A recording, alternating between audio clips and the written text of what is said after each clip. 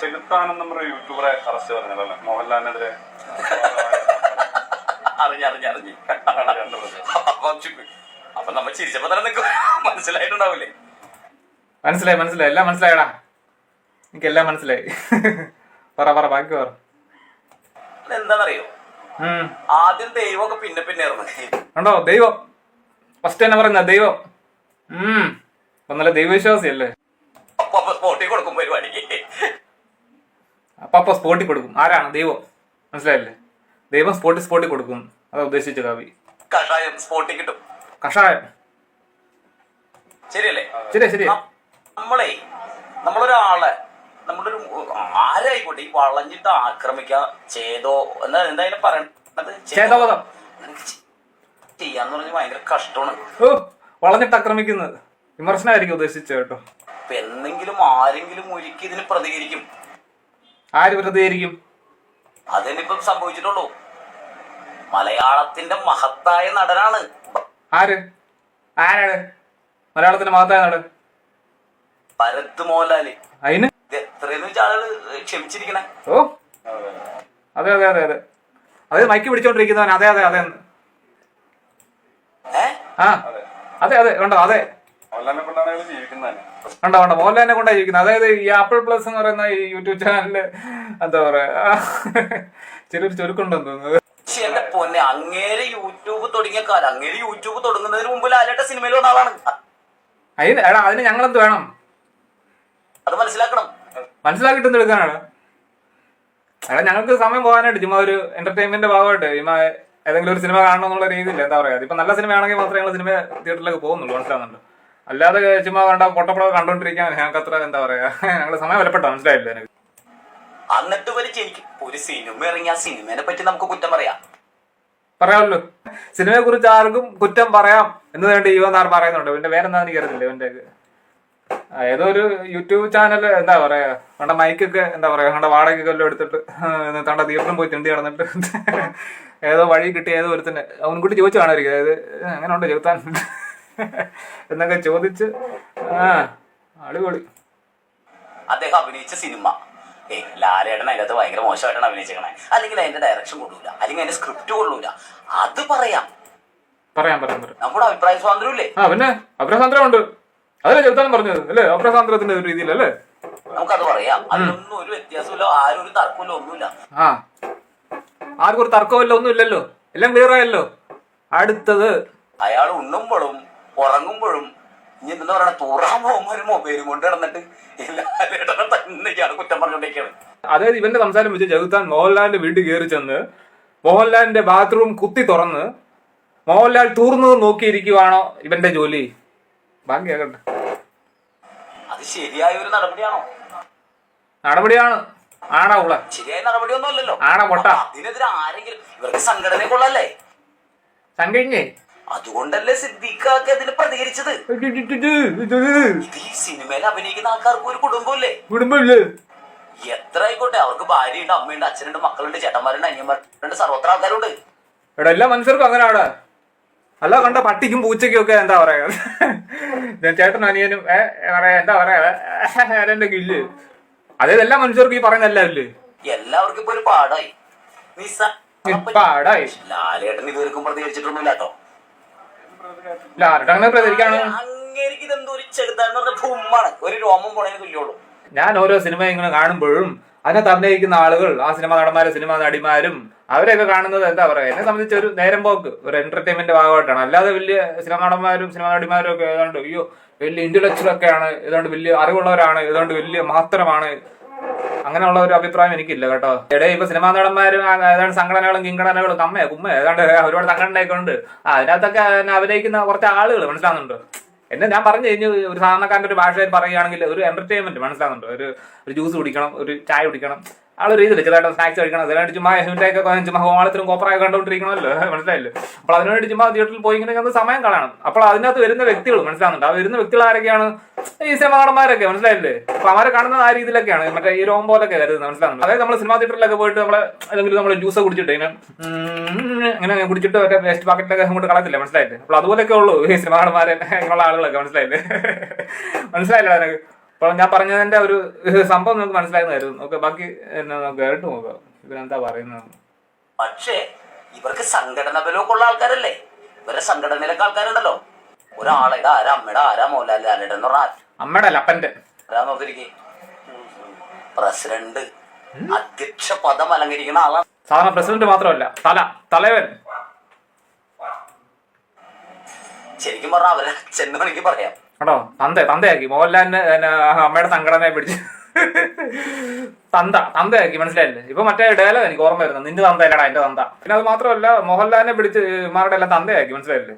ഇപ്പൊ പറയുന്നതിന്റെ കാണിച്ചു തരാം. ഇപ്പൊ എന്താ പറയുന്നത് കേട്ടോ, ഒരു മിനിറ്റ്. ഇപ്പൊ തന്തയൊക്കെ കാണിച്ചു തരാം. ഇപ്പൊ കണ്ടോ, ശരിക്കും പറഞ്ഞാൽ അവരെ ചെന്ന് വേണമെങ്കിൽ പറയാം. കണ്ടോ, അച്ഛനാണെന്ന് പറയാം, മനസ്സിലായില്ലേ? അതിന് തന്താന്ന് പറഞ്ഞൊരു വേർഡ്സ് മനസ്സിലാകുന്നുണ്ട്. അതിനിപ്പം പൊളിറ്റിക്കലി ഇൻകറക്റ്റ് ആണുള്ള ഒരു വേർഡ്സ് ആണെന്നാണ് എനിക്ക് തോന്നുന്നത്, എനിക്കറിയില്ലായിരുന്നു. അത് തന്ത മലയാളത്തിലെ ഒരു വ്യാകരണ മൊഴിയിൽ വരുന്ന ഒരു പദപ്രയോഗമാണ് ഈ തന്ത എന്ന് പറയുന്ന വാക്ക്, മനസ്സിലായില്ലേ? അച്ഛൻ, പിതാവ്, അങ്ങനെ ഒരുപാട് പദങ്ങൾ ഇതിനകത്ത് പറയുന്നുണ്ട്, മനസ്സിലാകുന്നുണ്ടോ? ആ അച്ഛനെ കുറിച്ച് മഹത്തരമായിട്ടുള്ള വളരെ എന്താ പറയുക, വളരെ ഇന്റലക്ച്വൽ ആയിട്ടുള്ള രീതിയിലൊക്കെ സംസാരിക്കുകയാണെങ്കിൽ ഫാദർ, അങ്ങനെയൊക്കെ വളരെ ഡീസെന്റ് ആയിട്ടുള്ള രീതിയിലൊക്കെ സംസാരിക്കാൻ കഴിയും. പക്ഷേ എന്താ പറയുക, ഞാൻ കുറച്ചുകൂടെയൊക്കെ സാധാരണക്കാരുടെ ഒരു ഭാഷയിൽ പറയുകയാണെങ്കിൽ, കുറച്ചുകൂടെയൊക്കെ വിയേർഡായിട്ട് പറയുകയാണെങ്കിൽ തന്ത, മനസ്സിലായില്ലേ? മോഹൻലാലിനെ പിടിച്ച് അമ്മ സംഘടനയിലെ അവൻ്റെ ഒക്കെ തന്ത, മനസ്സിലായില്ലേ? തന്ത ആ ഒരു രീതിയിലേക്ക് ഇവൻ സംസാരിച്ചാക്കി, മനസ്സിലായില്ലേ? ബാക്കി കേട്ടു നോക്കാം പിന്നെ പറയുന്നത്. അദ്ദേഹത്തെ ഇങ്ങനെ അപമാനിച്ചപ്പോ ഇനി ചെകുത്താനല്ല, ഒരുപാട് ആൾക്കാരുണ്ട്, ഒരുപാട് യൂട്യൂബർമാരുണ്ട് മൊബൈലുമായിട്ട് ഇങ്ങനെ നടന്ന് ഇവരൊക്കെ തിന്ന് വെള്ളം കുടിക്കുന്ന ഒരുപാട് ആളുകളുണ്ട്. അത് തന്നെയാണ് എനിക്ക് ചോദിക്കാനുള്ളത്. ആ മൈക്ക് പിടിച്ചിരിക്കുന്നവൻ, ആ ഓപ്പോസിറ്റ് നിൽക്കുന്നവനല്ലേ, അവൻ അത് തന്നെയല്ലേ ചെയ്യുന്നത്, അല്ലേ? അല്ലടാ, ആപ്പിൾ പ്ലസോ? എല്ലാവർക്കും ഇപ്പൊ ഒരു പാടായി. പാടായി, എല്ലാവർക്കും സംസാരം കിട്ടില്ല, എല്ലാവർക്കും ഒരു പാടമായി. ഏത് ബോഡി ഷേമിംഗ് ആണ് അങ്ങനെ പറയുമല്ലോ കേട്ടോ. ഞാനിപ്പോ പറഞ്ഞല്ലേ, ഞാനൊരു സിനിമ കണ്ടാണ്, മനസ്സിലായില്ലേ? എല്ലാവർക്കും ഇപ്പൊ ഒരു പാടായി, എല്ലാവർക്കും ഒരു പാടമായി. നിന്റെ നാട് പാടാ, നിന്റെ സംസാരം കേട്ടിട്ട് ഏത് നാട്ടുകാരനാണെന്ന് തോന്നുന്നു. എല്ലാവർക്കും ഒരു പാടമായി, എല്ലാവർക്കും ഒരു പാടമായി. ബാക്കി കേൾക്കട്ടെ. നിസ്സാരമൊന്നുമല്ല, എല്ലാവർക്കും ഒരു പാടമായി. കേക്കട്ടെ, എല്ലാവർക്കും ഒരു പാടമായി. കേക്കട്ടെ. ഈ വയനാട്ടിൽ ലാലേട്ടൻ പോയി, ഈ വയനാട്ടിൽ ലാലേട്ടൻ പോയി. കേക്കട്ടെ, ഈ വയനാട്ടിൽ ലാലേട്ടൻ പോയി. കേക്കട്ടെ. എന്താ പദവി അലങ്കരിക്കണേ? ലെഫ്റ്റനന്റ് കേണൽ പദവിയാണ് അലങ്കരിക്കണേ. അലങ്കരിക്കണേ ലെഫ്റ്റനന്റ് കേട്ടില്ലേ? പട്ടാളക്കാരുടെ പട്ടാള ഡ്രസ് ഇട്ട് അവരുടെ ഒപ്പമാണ് തെരയാനും മറ്റുള്ള സാമൂഹ്യ പ്രവർത്തനത്തിലേക്ക് ഇറങ്ങിപ്പോയത്. സാമൂഹ്യ പ്രവർത്തനം, അതായത് വയനാട്ടിൽ ലാലേട്ടൻ ചെന്നത് വിശ്വശാന്തി ഫൗണ്ടേഷന്റെ ഒരു മാർക്കറ്റിംഗിന്റെ ഭാഗമായിട്ട് അത് 3 കോടി പ്ലസ് കുറച്ച് ലക്ഷങ്ങളൊക്കെ കൊടുക്കാന്ന് പറഞ്ഞായിരുന്നു, മനസ്സിലായില്ലേ? അങ്ങനെ ഒരുപാട് സഹായങ്ങളൊക്കെ വാഗ്ദാനം ചെയ്തായിരുന്നു. അപ്പോൾ അത് എന്താ പറയാ, വിശ്വശാന്തി ഫൗണ്ടേഷന്റെ ഒരു മാർക്കറ്റിംഗിന്റെ ഭാഗമായിട്ട് ആണ് ലാലേട്ടൻ വയനാട്ടിലേക്ക് പോയത്. അല്ലാതെ എന്താ പറയാ, സാമൂഹ്യ പ്രവർത്തനം അങ്ങനെ പ്രവർത്തനം കാഴ്ച കൊടുക്കാനല്ലോ, അല്ലാതെ ഇവൻ പറഞ്ഞ കണക്ക് സാമൂഹ്യ പ്രവർത്തനം നടത്താനല്ലോ ലാലേട്ടൻ അവിടെ പോയത്. അതിനെതിരെയൊക്കെ വീഡിയോ ഇട്ട് കഴിഞ്ഞിട്ടുണ്ടെങ്കിൽ ആരായാലും സഹിക്കും. ഞങ്ങള് സഹിക്കടാ, നീ ആരാടാ, അല്ലേ? ആദ്യമായിട്ടാണല്ലോ കാണുന്നത്. അപ്പൊ ആൾക്കാർ മുഖം ചോദിക്കായിരിക്കും, നീ ആരാണല്ലേ? ഞാനാണ് ഇപ്പൊ കാണുന്നില്ല, എന്നെ കാണുന്നില്ല. അപ്പോൾ അതാണ് ഞാൻ. നിരന്തരം ഒരുത്തൻ എന്നെ ശല്യം ചേർക്കണം. എന്റെ കൂട്ടത്തിൽ ആരെങ്കിലും ഉണ്ടെങ്കിൽ അവർ പറയില്ല, നീ എന്തിനാണ് ഏത് സമയത്ത് അയാൾ ഇങ്ങനെ കുറ്റപ്പെടുത്തുന്നത് ചോദിക്കൂലേ? നീ ഇങ്ങനെ ചോദിക്കില്ലേ? അത്ര ഇവിടെ നടന്നിട്ടുള്ളൂ, അത്ര നടന്നിട്ടുള്ളൂ, അത്ര എനിക്ക് പറയാനുള്ളൂ. അത്ര നടന്നിട്ടുള്ളൂ, ജോതാൻ അത്ര പറഞ്ഞിട്ടുള്ളൂ, മനസ്സിലായില്ലേ? 4 വീഡിയോസ് കിടപ്പുണ്ട്, നിങ്ങൾക്ക് കാണണമെങ്കിൽ കാണാം. ജോതാൻ പറഞ്ഞ വീഡിയോസ് യൂട്യൂബ് കിടപ്പുണ്ട്, കാണണമെങ്കിൽ കാണാം. അതായത് സിയെ പറഞ്ഞപ്പോൾ ആ ഒരു പോസ്റ്റ് റിമൂവ് ചെയ്യണമെന്ന് ജോതാനോട് പറഞ്ഞായിരുന്നു. അപ്പോൾ ജോതാൻ അത് റിമൂവ് ചെയ്തെന്നാണ് ഞാൻ പ്രതീക്ഷിക്കുന്നത്. അപ്പോൾ എന്താ പറയുന്നത് കേൾക്കാം. ചട്ടിയിലാവും, മിക്കവാറും ചട്ടിയിലാവും. ആരാടാ നീ നേരത്തെ പറഞ്ഞു ഇവന്റെ തന്തയായിരിക്കും? ആര്? ലാലേട്ടൻ. നേരത്തെ പറഞ്ഞില്ലേ അച്ഛനാണെന്ന്? ഇപ്പൊ ഞാൻ പറഞ്ഞു തരുവാണെങ്കിൽ ഒരു വിഷയം എന്താണെന്ന് വെച്ച് കഴിഞ്ഞാൽ, ഇപ്പൊ നിന്റെ തന്തയെന്ന് ചോദിച്ചത് നേരത്തെ പറഞ്ഞ ഒരു വേർഡ്സ് തന്നെയാണ്, മനസ്സിലായില്ലേ? മോഹൻലാൽ അമ്മേനെ സംഘടനപ്പെട്ട അതിനകത്ത് മോഹൻലാലിനെ ഇവരെല്ലാം കാണുന്നത് അച്ഛനെ പോലെയാണ്.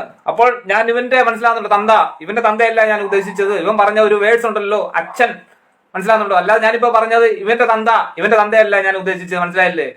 അമ്മ, ഇവന്റെ മറ്റേ അമ്മ എന്ന് പറയുന്ന സംഘടനയില്ലേ, അതിനകത്ത് ഉള്ള ആളുകൾ മോഹൻലാലിനെ കാണുന്നത് സ്വന്തം തന്തയായിട്ടാണ്, മനസ്സിലായില്ലേ? അച്ഛനായിട്ടാണ്. അപ്പോൾ അതുകൊണ്ടാണ് ഞാൻ പറഞ്ഞത് ഇവന്റെ തന്തയാണോ ഇങ്ങനെ സംസാരിച്ചത്. അല്ലാതെ നിങ്ങൾ ഉദ്ദേശിക്കുന്ന പോലെ, ഞാൻ സംസാരിക്കുന്നത് പോലെ ഇവന്റെ തന്തയല്ല ഉദ്ദേശിച്ചത്. അപ്പോൾ ആ ഒരു അച്ഛന്റെ ബേസ് അനുസരിച്ചാണ് ഞാനിപ്പോൾ സംസാരിക്കുന്നത്. അല്ലാതെ ഞാനിപ്പോൾ സംസാരിച്ചത് ഇവന്റെ തന്തയല്ല, മനസ്സിലായില്ലേ? ചട്ടിയിലായി കഴിഞ്ഞു, ഇനി നോക്കാനൊന്നുമില്ല. എടാ മണ്ട, എടാ പൊട്ട, ആ ചട്ടിയിലേക്ക് ഏതെങ്കിലും ഒരുത്തന് ഒരു കല്ലെടുത്ത് ദൂരെ നിന്ന് ഇങ്ങനെ ചുമ്മാ നിറഞ്ഞു കഴിഞ്ഞാലേ ആ ചട്ടി പൊട്ടി പോകത്തില്ല. അപ്പോ പൊട്ടിപ്പോയി കഴിഞ്ഞാൽ അതിനകത്തിരിക്കുന്ന ആ ഒരു സാധനത്തിന് ആ ഒരു മീനം എന്തായിരിക്കും പിന്നെ സംഭവിക്കുന്നത് സാധനത്തിന്, മനസ്സിലായില്ലേ? ഒരാളെ പറ്റി ഇങ്ങനെ പറയണേനൊക്കെ ഒരു പരിധിയും കാര്യങ്ങളൊക്കെ ഇല്ലേ? ആരായിക്കോട്ടെ, സ്വകാര്യ യൂട്യൂബർമാർ, ഇവർക്ക് ഇഷ്ടം പോലെ പൈസ കിട്ടുന്നുണ്ടായിരിക്കും. നീ എങ്ങനെ കണ്ട്? എടാ എനിക്ക് ചോദിക്കാനുള്ളത്, നീ എങ്ങനെ കണ്ട് ഒരുപാട് യൂട്യൂബർമാർക്ക് പൈസ കിട്ടുന്നുണ്ടെന്ന്? അല്ലേ, എനിക്ക് ചോദിക്കാനുള്ളത് അതാണ്, മനസ്സിലായില്ലേ? ഇവനെങ്ങനെ കണ്ട്? അത് നിങ്ങളിപ്പോ ഒരു കാര്യം സംസാരിക്കുകയാണെങ്കിൽ അതിന് വ്യക്തമായിട്ടുള്ള ഒരു തെളിവ് ഹാജരാക്കിയതിനു ശേഷം ഇങ്ങനെ സംസാരിക്കാവുള്ളൂ, മനസ്സിലായില്ലേ? ഇവർക്ക് റീച്ച് കിട്ടാൻ വേണ്ടിട്ടല്ലേ ഇങ്ങനെയുള്ള ഈ കോമാളിത്തരങ്ങളൊക്കെ കാണിക്കണേ? റീച്ച് കിട്ടാൻ വേണ്ടിട്ടുള്ളൂ, മനസ്സിലായില്ലേ? റീച്ച് കിട്ടാണ്ടാണെങ്കിൽ കോമാളത്തിനെ കാണിക്കുന്ന അത് ഈ പൊട്ടൻ എങ്ങനെയാണ് മനസ്സിലായത്? എടാ നീ അതിന് വ്യക്തമായിട്ടുള്ള കടലാസോ PDF എന്തെങ്കിലും ഞങ്ങൾക്ക് വേണമെങ്കിൽ ഹാജരാക്കണം, എന്നിട്ട് നീ ഇങ്ങനെ സംസാരിക്കാനുള്ളടാ ഊളെ. ഇതൊക്കെ വെച്ച് പുലർത്താൻ പറ്റൂല. ഇത് വെച്ച് പുലർത്താൻ പറ്റൂല. അമ്മേ എനിക്കൊരു ചായ, അച്ഛാ എനിക്കൊരു ചായ. എവിടെയെങ്കിലും ശരിയല്ല. ഇവൻ വീട്ടിൽ എങ്ങനെയാണ്? ഇവൻ വീട്ടില് ഞാൻ പറയല്ലേ ഇവന്റെ സംസാരം കേട്ട് എടിയേ നീ വന്നടേ വെച്ചോടിയേ ഇങ്ങനെയാണ് സംസാരിക്കുന്നത്. ഒരു സംസാരം കിട്ടിങ്ങനെ തോന്നുന്നു കേട്ടോ.